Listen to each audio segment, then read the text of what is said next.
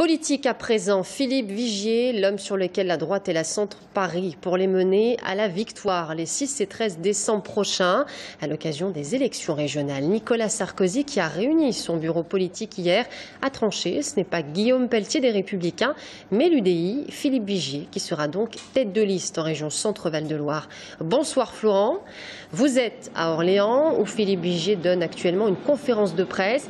Les négociations ont été particulièrement âpres ces derniers mois.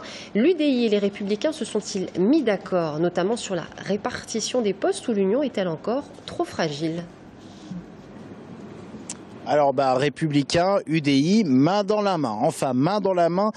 Pas tout à fait. Ils vont devoir quand même s'habituer à travailler ensemble, ou en tout cas à communiquer de façon conjointe, parce qu'au lendemain de l'annonce de l'accord, ce n'est pas une conférence de presse qui était prévue ici à Orléans, mais deux, Philippe Vigier à 17 h et Guillaume Pelletier à 17 h 45, deux conférences de presse à 200, 300 mètres l'une de l'autre. Alors on a quand même connu mieux pour montrer l'unité. Finalement, Philippe Vigier et Guillaume Pelletier, qui étaient réunis ce matin autour d'un petit déjeuner de presse avec Philippe Briand, se sont accordés. Il n'y a bien eu qu'une conférence de presse tout à l'heure à 17 h. C'est mieux pour l'image de l'unité et pour l'image que veut donner ce rassemblement. Un rassemblement qui est donc mené par l'UDI Philippe Vigier, mais à la tête d'une majorité qui sera largement composée de républicains.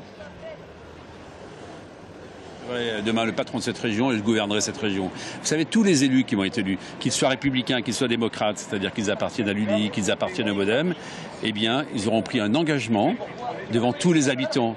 Et croyez qu'ils pourront ensuite briser cet engagement alors qu'on leur a donné une légitimité dans les urnes? Certainement pas.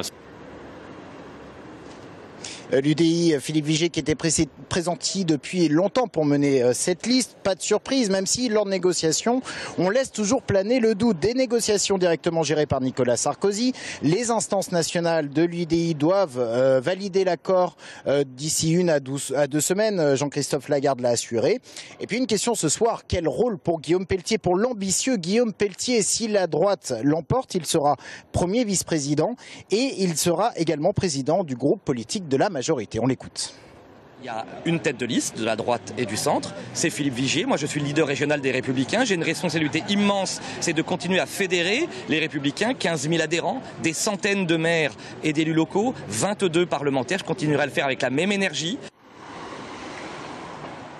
Et à présent, donc d'autres négociations, celle pour la formation de la liste. Les auditions vont pouvoir commencer. Les deux formations politiques se sont entendues sur le principe du 70-30. 70% de places éligibles pour les Républicains, 30% pour l'UDI. Pour l'Indre-et-Loire, il est par exemple acté que la tête de liste, ou plutôt le binôme tête de liste, c'est bien Claude Greff et Patrick Saintrat. La troisième place reviendrait donc à l'UDI. On parle par exemple de la conseillère régionale sortante Christine Fauquet. Et puis, ne pas oublier surtout le MoDem. Depuis que le cas de l'Indre-et-Loire a été réglé, ce n'est pas un mariage à 2, mais à 3. Merci Florent Carrière en duplex d'Orléans pour TV Tour Val de Loire.